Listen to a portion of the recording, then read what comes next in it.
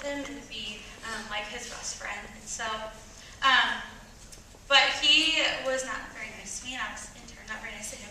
And my cousin Samantha is our older cousin, and she's like 4 years older than him, so she's considerably older.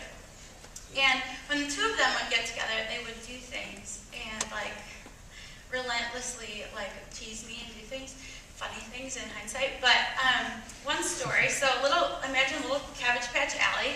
Like, I loved Barney, like with a passion. Barney slippers, Barney shirt, yeah, fellow Barney lovers.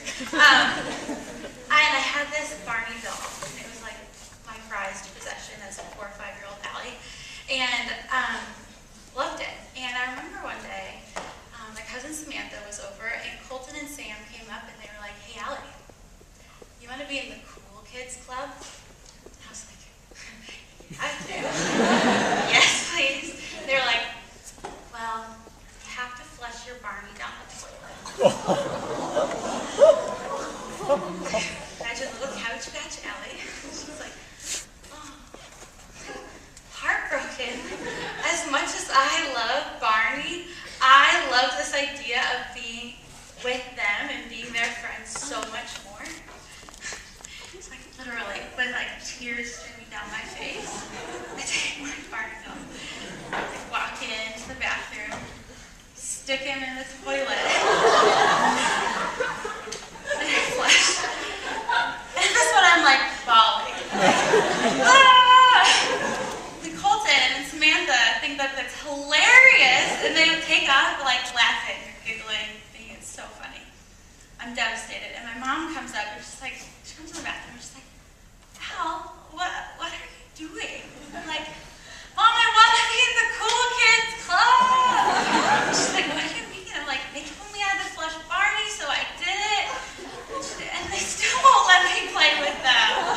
She's like, "Al, if you love Barney, love Barney. That's okay. Like, you don't have to give up Barney to hang out with them." She goes, "But Al, Barney's dirty now. You have to throw him away." So I throw this wet Barney in the garbage, and I still don't get to play with them. And I did everything that I could to be accepted by them. I wanted to play with them. I wanted to be a cool kid. And I think in so many ways, we're tempted to think of our relationship with God in that way. I just have to try a little harder, do whatever I can to get accepted by God. Just make myself a little bit better, and then He'll accept me.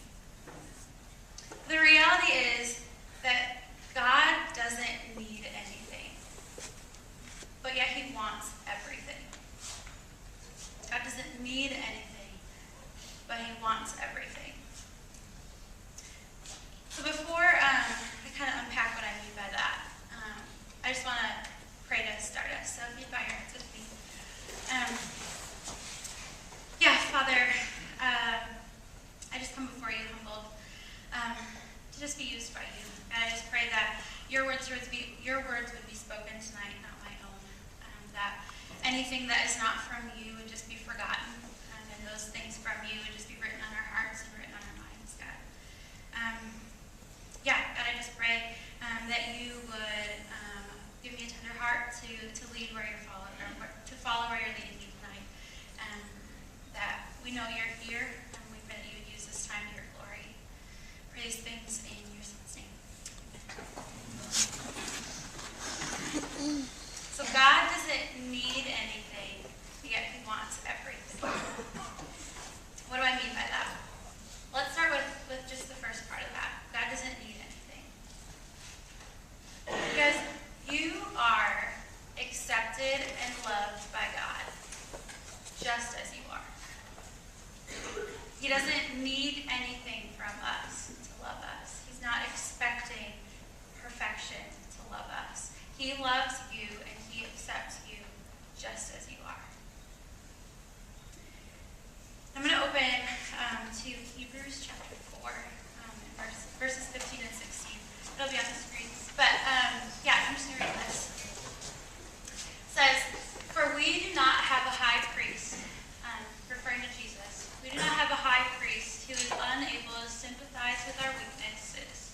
But we have one who has been tempted in every way, just as we are, yet was without sin. Let us then approach the throne of grace with confidence, so that we may receive mercy and find grace to help us in our time of need.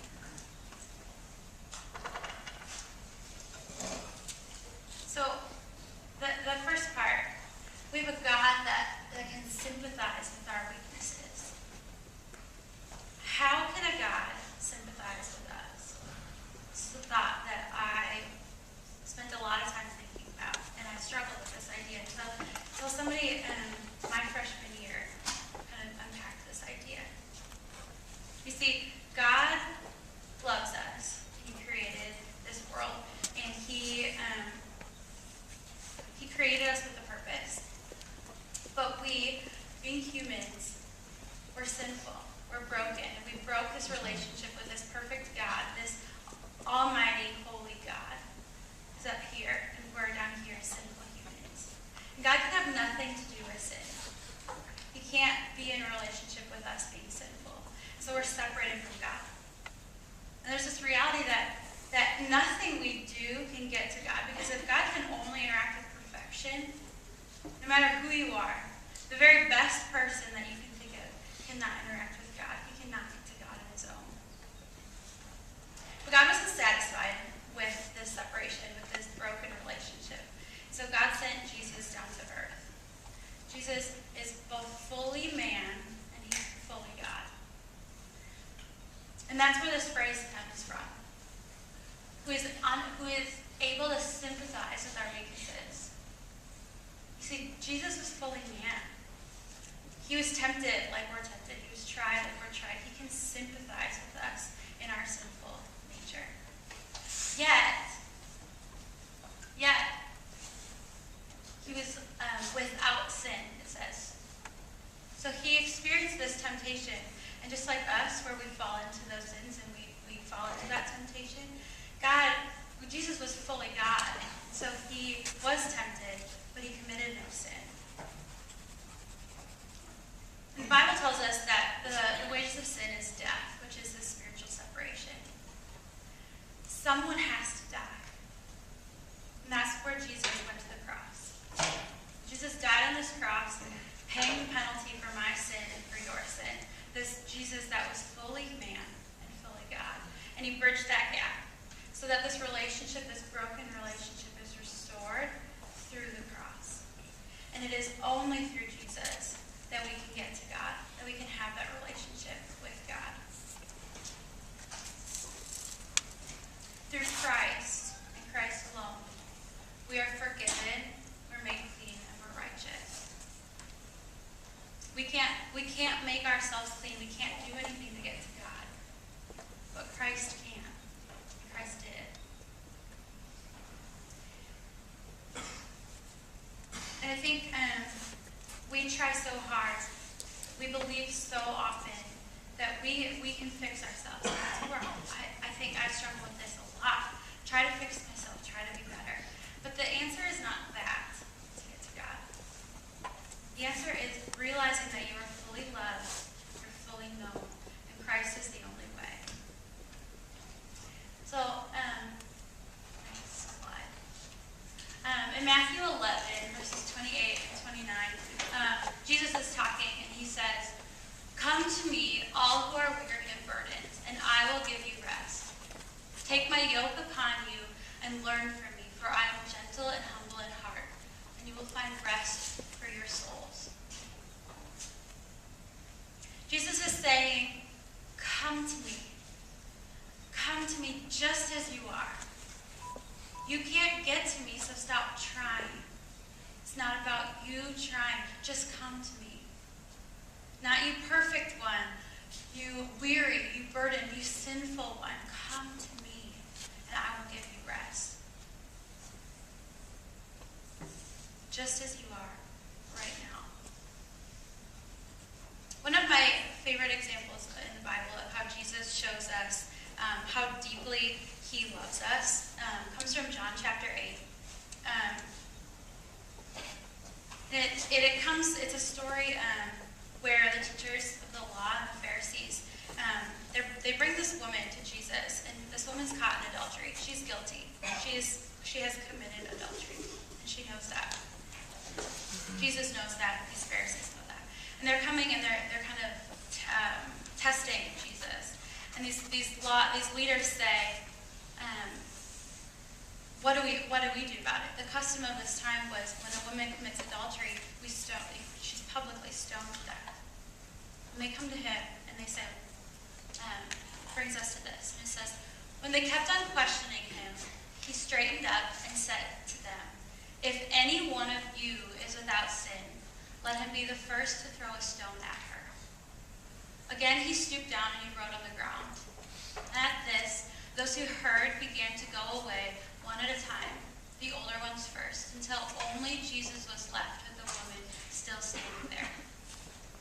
Jesus straightened up and asked her, woman, where are they? Has no one condemned you? No one, sir, she said. Then neither do I condemn you, Jesus declared. Go now and leave your life of sin. Then neither do I condemn you. Jesus is all perfect.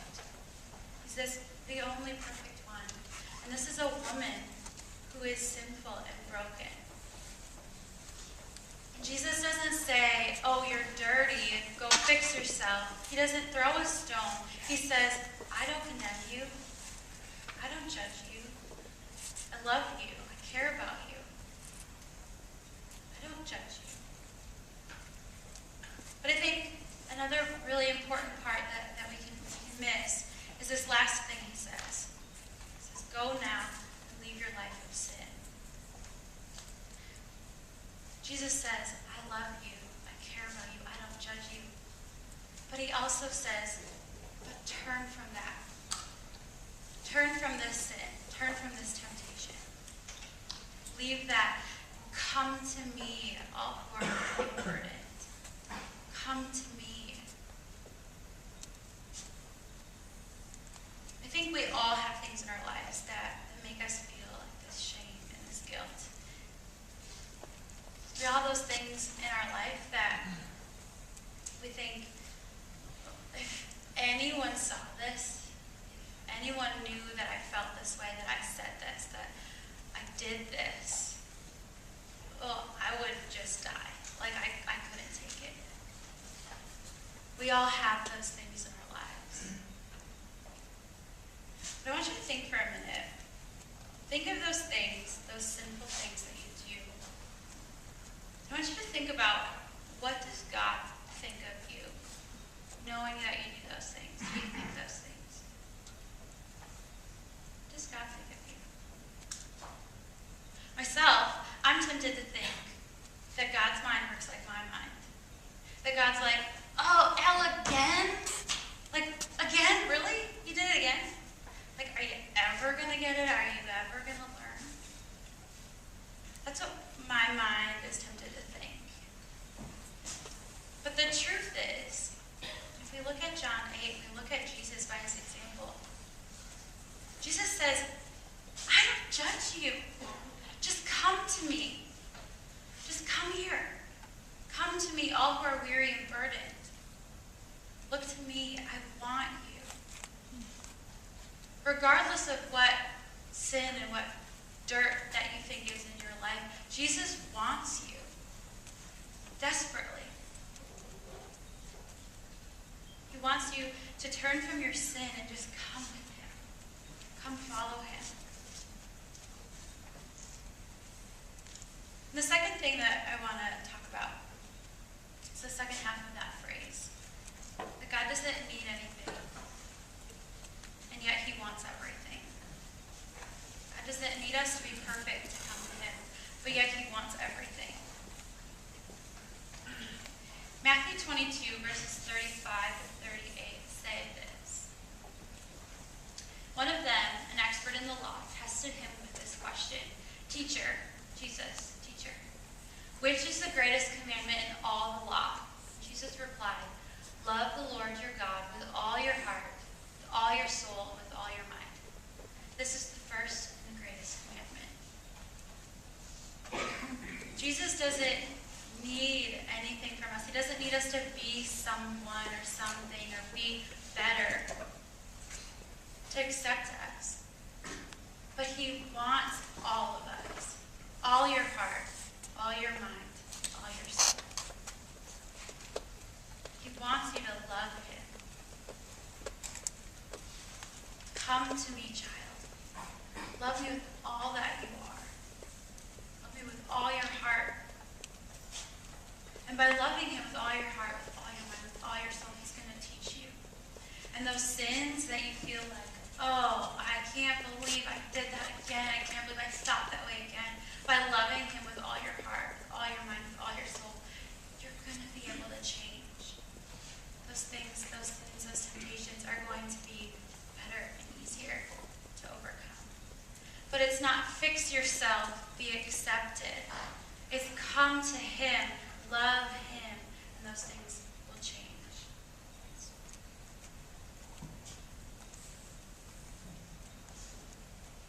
He wants you to turn from the ways of this world, from the things that you're attached to in this world. He wants you to shift, give him everything, to love him fully, with all your mind, all your heart, all your soul. So maybe tonight, you're hearing this for the first time. You're hearing this idea of what does it look like to be loved by God and be accepted by God fully. And you're wondering, how do I have a relationship with God? How do I start that? And the way you start and you begin a relationship with God is by that story that we started with.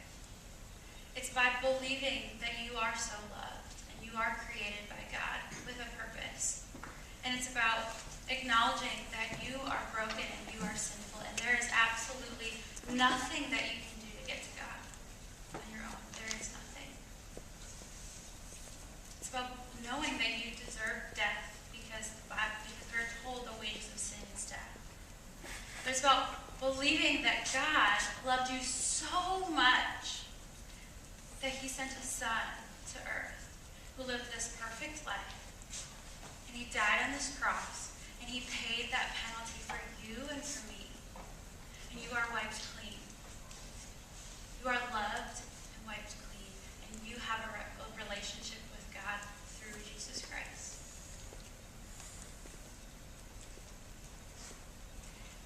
And then it's about responding to that. It's about saying, God, I believe all those things. I know those things. And I'm done living the ways of this world. And I'm done living for myself, doing what I can to get to God. But I believe you. And I want to have a relationship with you. I want you to come into my life. And I want you to lead. I want you to direct my life. But if we go back and we think about little Cabbage Patch Kid out, with this Barney doll, who wants every fiber of her being to be accepted by her brother and her cousin. And trying so hard. It's that same thing. This is what we try to do. But the answer with God is just realizing it's not about you trying. It's not about you doing what you can to be accepted. You are accepted. You're already accepted. The Lord doesn't need anything, and yet he wants everything. So in a minute, I'm gonna pray, and I'm gonna give you an opportunity that if you've never said that prayer, if you've never invited the Lord to be a part of your life, to be in a relationship with him, I'm gonna give you an opportunity to pray with me. And just do so silently. And just realize and reflect on in what ways in your life are you trying so desperately to be accepted. And hear me, that you are already fully accepted and fully loved by our God. Would you pray with me? Father,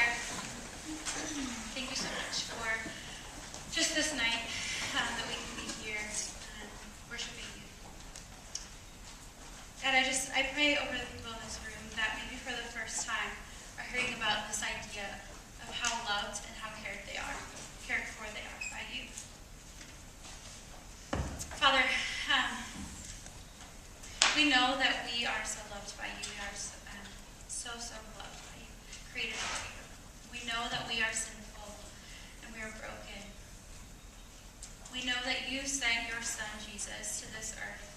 He died a gruesome death on this cross so that we might have life. We might be forgiven.